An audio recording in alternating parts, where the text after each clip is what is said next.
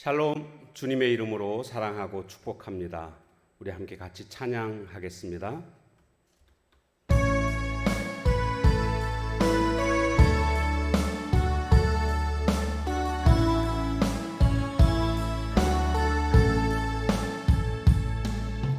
이제 내가 살아도 주 위에 살고,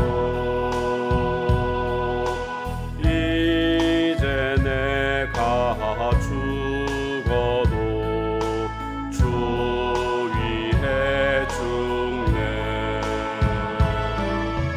하늘 영광 보여주며 날 오라 하네. 할렐루야 찬송하며 주께 갑니다. 그러므로 나는 사나 죽으나 주님의 것이요, 사나 죽으나 사나 죽으나 날 위해 피 흘리신 내 주님의 것이요. 아멘. 오늘 우리가 나눌 말씀은 역대상 23장 1절에서 끝절 32절까지입니다. 23장. 다윗이 나이가 많아 늙음에 아들 솔로몬을 이스라엘 왕으로 삼고 이스라엘 모든 방백과 제사장과 레위 사람을 모았더라. 레위 사람은 30세 이상으로 계수하니 모든 남자의 수가 38,000명인데 그 중에 24,000명은 여호와의 성전의 일을 보살피는 자요, 6,000명은 관원과 재판관이요, 4,000명은 문지기요, 4,000명은 그가 여호와께 찬송을 드리기 위하여 만든 악기로 찬송하는 자들이라. 다윗이 레위의 아들들을 게르손과 그핫과 무라리에 따라 각 반으로 나누었더라.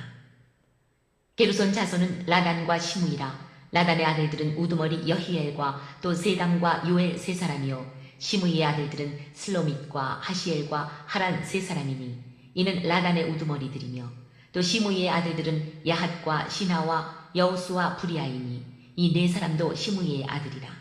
그 우두머리는 야핫이요, 그 다음은 시사며 여우수와 부리아는 아들이 많지 아니하므로 그들과 한 조상의 가문으로 계수되었더라.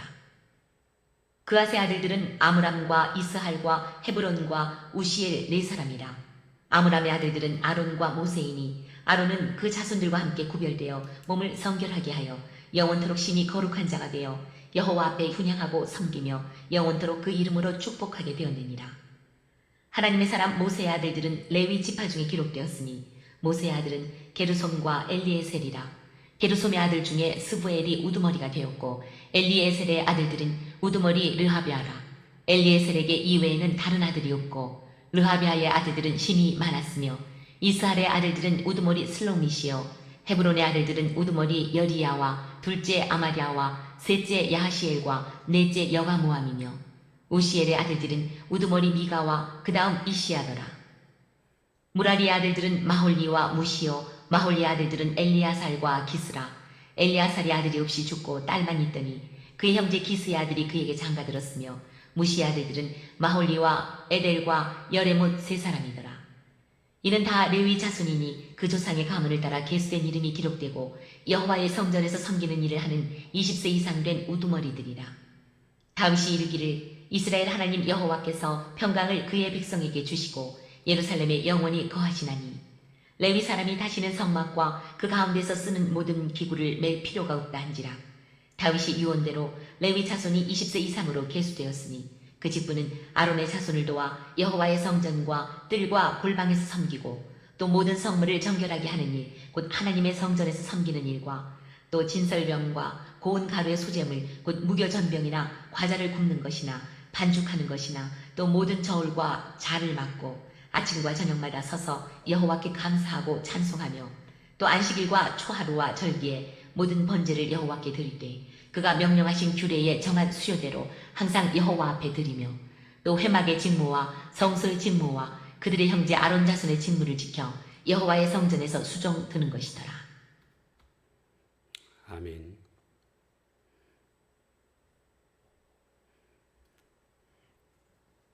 자, 오늘 본문 23장부터 27장까지는 성전 봉사를 위한 준비들이 기록되어져 있습니다.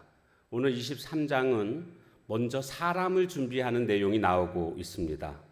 사람을 준비하는 것이 왜 중요하냐 하면 이제 성전을 짓게 되었을 때에 그곳에서 제사드리게 될 때에 그 모든 제반 업무들을 관할할 그런 사람들이 필요하지 않겠습니까?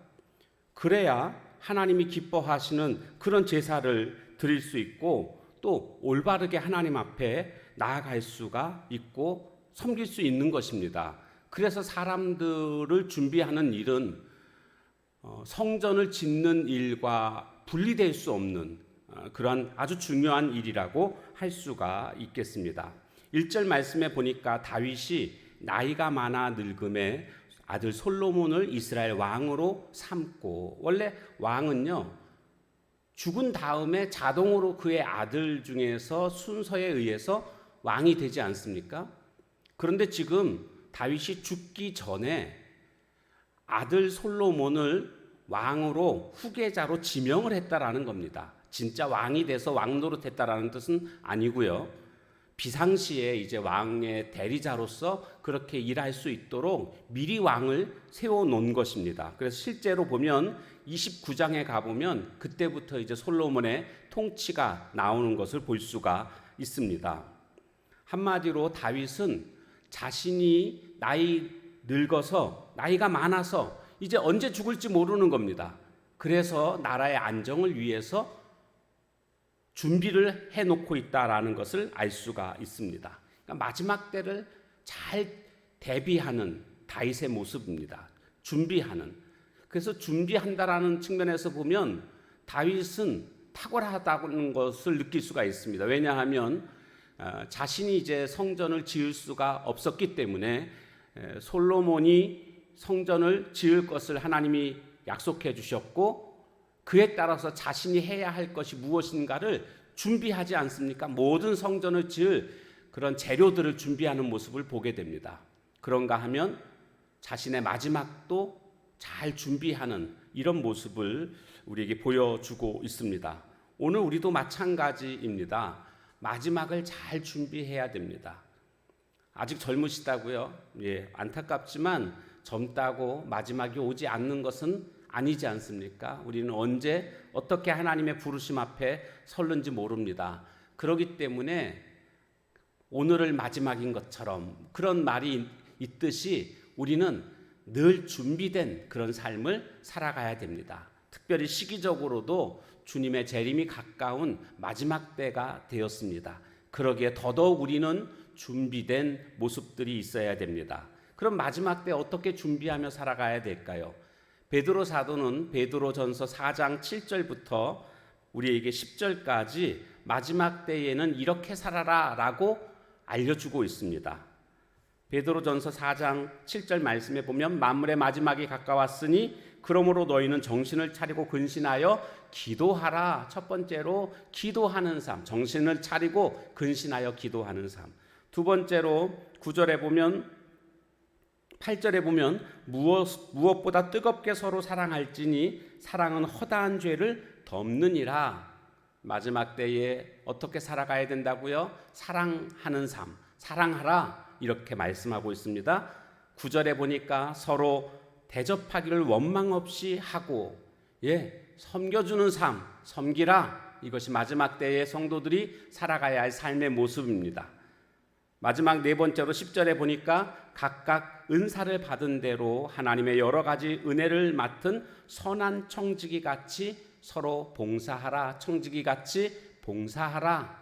정리합니다. 기도하라, 사랑하라, 섬기라, 봉사하라. 이 마지막 때에 우리가 살아가야 할 삶의 모습입니다. 그렇게 살아가면 후회함이 없습니다. 마지막을 아주 잘 준비한 모습이 되겠습니다.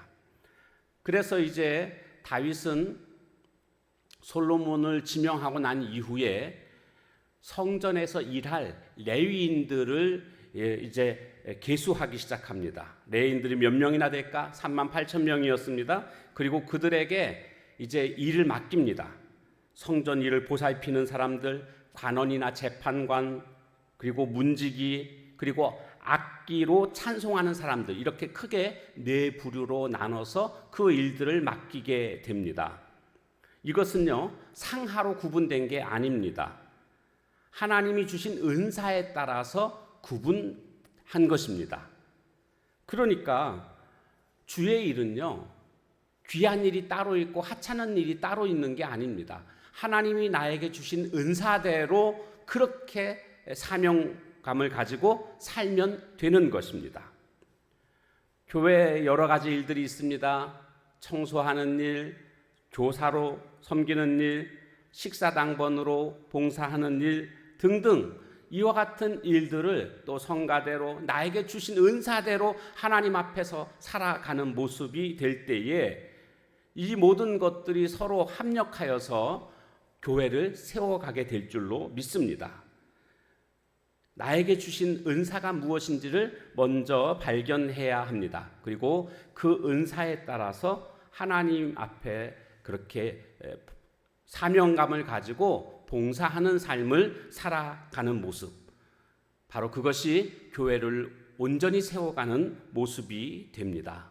오늘 다윗이 솔로몬을 후계자로 지명하고 또 후계자로서 그 일을 또 감당할 수 있도록 또 준비를 시킵니다. 스스로도 성전이 이제 완공되게 되면 그 후에 성전에서 봉사할 사람들, 레위인들을 잘 준비시키는 이런 모습들을 볼 수가 있습니다. 한마디로 하나님을 어떻게 하면 더 잘 섬길까? 이것이 다윗의 중심 마음이라는 것을 알 수가 있습니다. 의무감으로 하는 것이 아닙니다. 철학자 강신주 박사가 한 방송에서 이런 말을 했습니다. 식사와 사료의 차이가 무엇일까요? 그래서 그는 이렇게 말합니다. 한 끼를 채워야 한다는 의무감으로 먹는 음식은 식사가 아니라 사료에 가깝습니다. 이런 이야기를 했는데, 오늘 우리는 의무감으로 살아서는 안 됩니다. 식사뿐 아니라 인간관계도 의무감으로, 가정도 의무감으로, 직장도 의무감으로, 심지어는 신앙생활도 의무감으로 하는 이런 모습이 돼서는 안 됩니다. 하나님을 섬기는 일을 짐으로 여겨서는 안 됩니다. 부담으로 여겨서는 안 됩니다. 그냥 해치워야 할 의무가 아니라 우리는 하나님을 섬기는 일은 우리가 평생 해야 할 아름다운 삶입니다. 기쁨으로 잘 감당하며 살아갈 수 있는 우리 모두가 다 되시길 주님의 이름으로 축복합니다. 기도하겠습니다. 하나님, 오늘 마지막을 잘 준비해야 함을 깨닫게 됩니다.